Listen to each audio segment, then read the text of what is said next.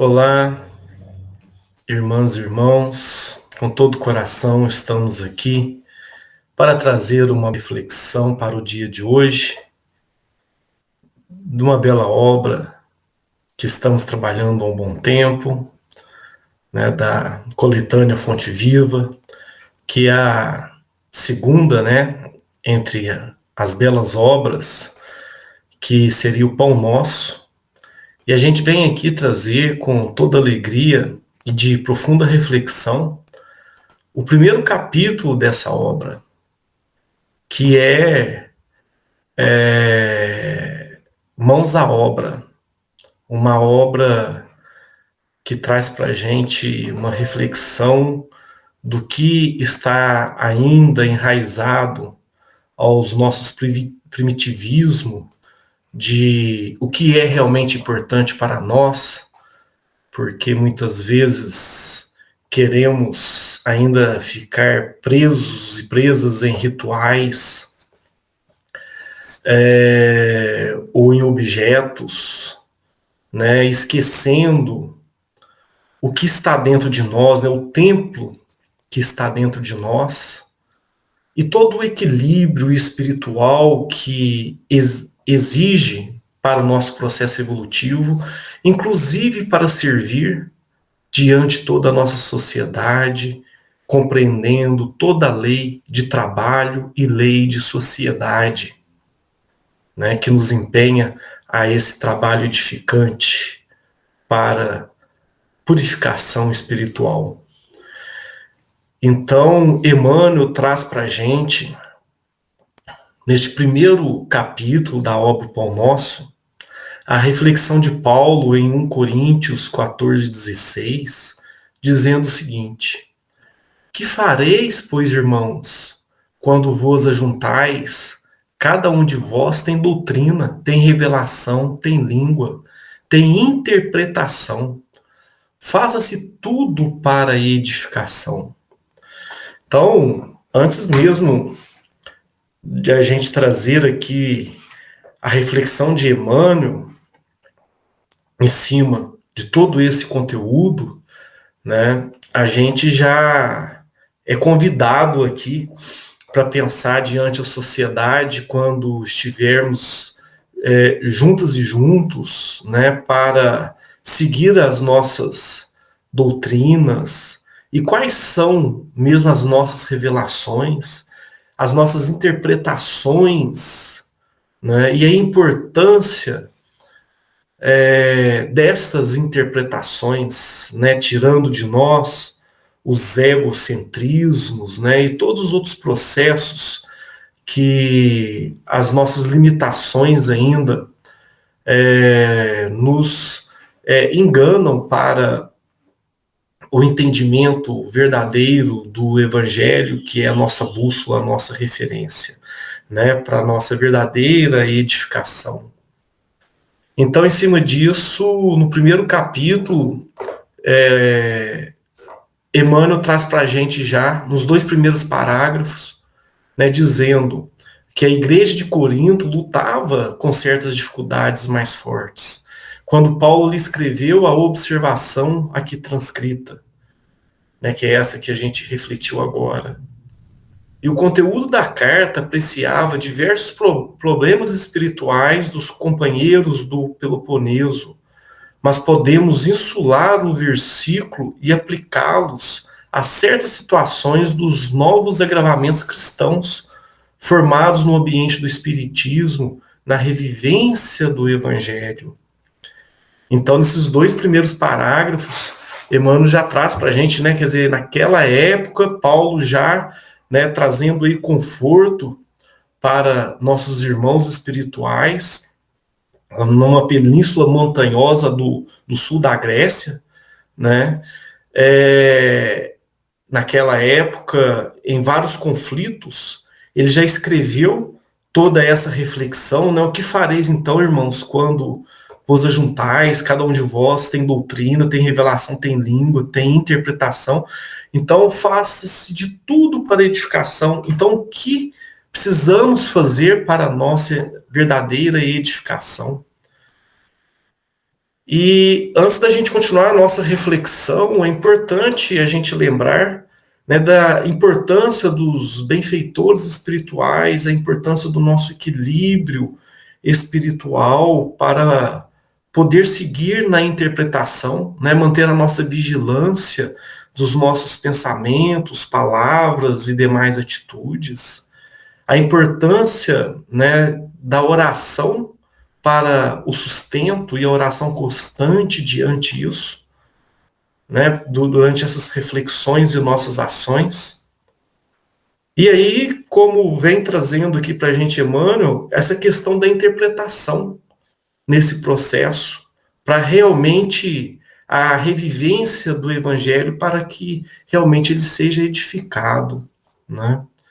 Então, o que vem para frente, né, que Emmanuel traz para a gente realmente servir, né, fazer valer a mãos à obra. Inclusive, convido vocês à leitura do capítulo 23 da obra de Martins Peralva, que é o Pensamento de Emmanuel. Traz para a gente o capítulo sobre os benfeitores, né, a importância dos benfeitores nas nossas ações, né, e a importância da gente manter, né, a vigilância diante dessa sustentação, para não ter as interferências daqueles no plano espiritual, né, que tem ali alguma prioridade em causar nós os desequilíbrios para realmente podermos servir e trabalhar no processo evolutivo nosso e de todos os nossos irmãos. Então fica aqui já o primeiro convite de leitura do capítulo 23 dessa obra do Pensamento de Emmanuel, de Martins Peralva. Depois Emmanuel coloca aí no terceiro parágrafo: quase sempre notamos intensa preocupação nos trabalhadores por novidades em fenomenologia e revelação. Então aqui nesse parágrafo já traz para a gente aí a reflexão, né, de resíduos nossos, de alguma referência ainda material, de alguma imposição, né, esquecendo que o tempo está dentro de nós, né? Inclusive na superação dos nossos desafios. A gente está vivendo agora na pandemia por uma mudança de situação com grande, né, profundo desafio, inevitavelmente a todos nós, de forma coletiva, e uma grande chance de discernimento, né, das nossas atitudes e melhoria delas, né? Então a gente vê pessoas que às vezes praticavam algumas caridades, mas ainda limitada, né, em templos, em situações, mas esquecendo que na mudança de novos desafios há novas propostas, né, para servir. Então, pessoas deixando de manter o seu trabalho, né, de evangelização, o seu trabalho de conscientização, os seus verdadeiros estudos e, além do mais, praticando a verdadeira caridade, né, fazendo a benevolência para com todos, mesmo mudando o ambiente entre todos esses e essas pessoas, praticando o verdadeiro perdão de forma diferente, né? Exercer a verdadeira paciência, e o quanto essa pandemia tem desafiado a todos nós em diferentes situações, né, para evoluir a paciência, a tolerância em ambientes diferentes, em situações diferentes. E muitas vezes esquecemos a referência do Evangelho, né, diante disso. Ou então, quando buscamos dentro das nossas interpretações, né? As nossas interpretações conforme nos convém e não o que realmente precisamos. Então, Emmanuel traz assim, e dentro do Espiritismo em especial, né, a gente, antes de seguir para o próximo parágrafo, no Livro dos Espíritos, a questão 676, Kardec pergunta, né, por que o trabalho se impõe ao homem? Aí vem a resposta: por ser uma consequência da sua natureza corpórea. É expiação e, ao mesmo tempo, meio de aperfeiçoamento da sua inteligência. Sem o trabalho, o homem permaneceria sempre na infância, quanto à inteligência. Por isso é que seu alimento, sua segurança e seu bem-estar dependem do seu trabalho e da sua atividade. Ao extremamente fraco do corpo, outorgou Deus a inteligência em compensação, mas é sempre um trabalho. Então, nesta questão, traz para a gente assim, o quanto o trabalho é edificante, necessário e contínuo para a nossa evolução, né? Para aprofundar mais a nossa consciência usando a nossa inteligência, a qual usamos tão pouco, na verdade, né?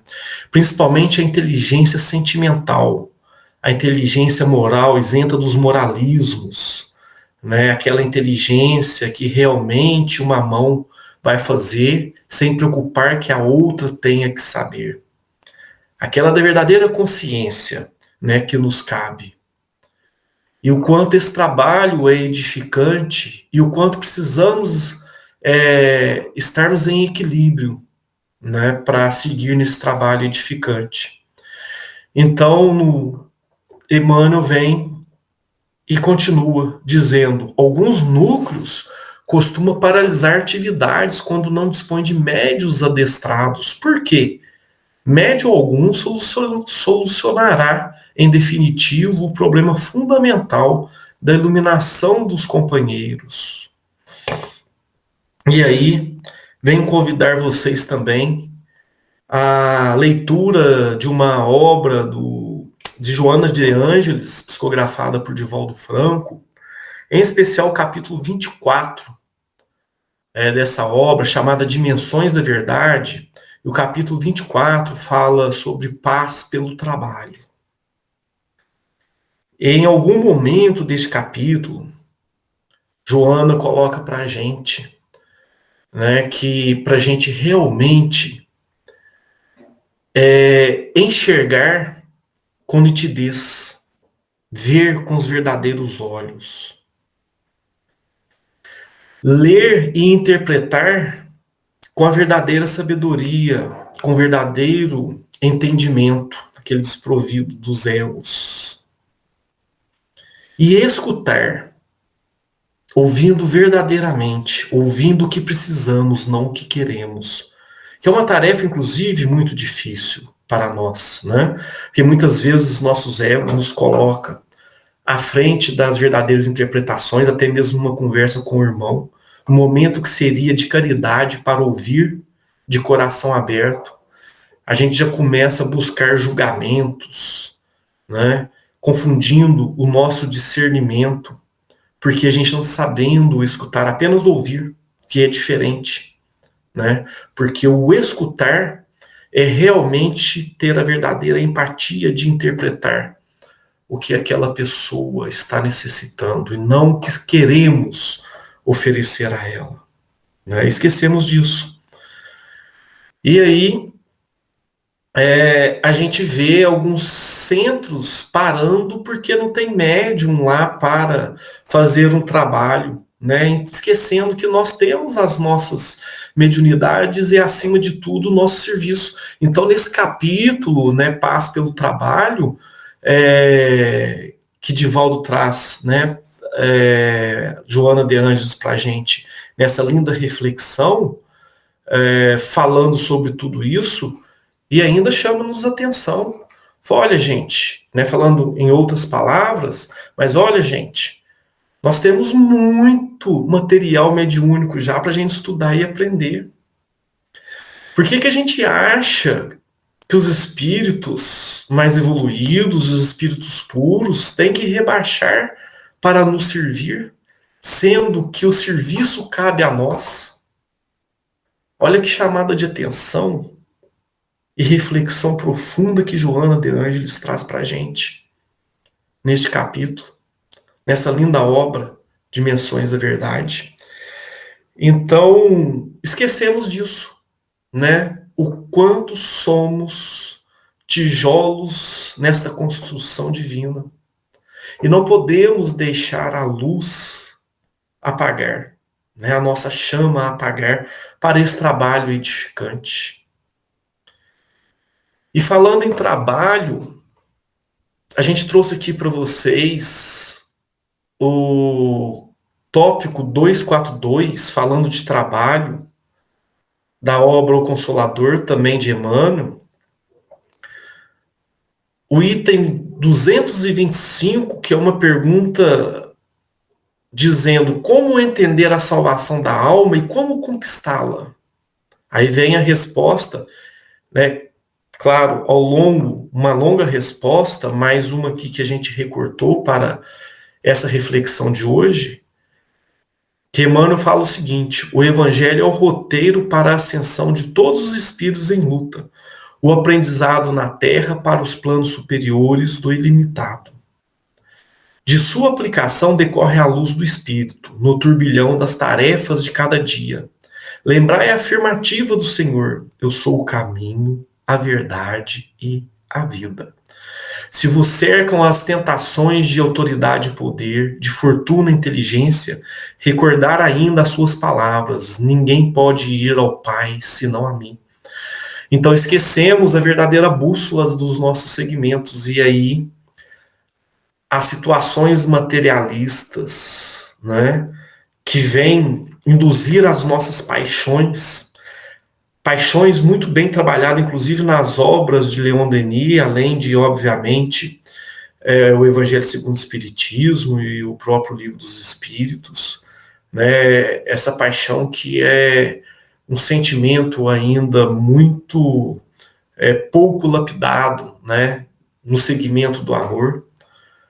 O uso inadequado de nossas forças e nossas energias, né, desgastando aí os nossos fluidos vitais em energias desnecessárias, movidos às paixões de poder, de autoridade, né? O uso inadequado da própria inteligência. Então, Emmanuel vem aqui trazer para a gente, como a gente vê em praticamente todas as obras, né, espíritas, como qualquer outra obra cristã, de boa intenção e bom serviço, né, falando que ninguém pode ir ao Pai senão a Ele, né? Então, quantos ensinamentos de Jesus e nós nos esquecemos que é a principal referência e buscamos referências mais superficiais para nos acomodar, sabendo que precisamos sair da nossa zona de conforto e entender que temos já muitas referências, como Joana de Ângeles colocou para a gente, como aqui citei, como citamos, né? Essa questão de podermos realmente escutar, enxergar e entender, né, com o coração aberto, como realmente precisamos e não como queremos. E o quanto somos responsáveis de tudo isso para o trabalho edificante.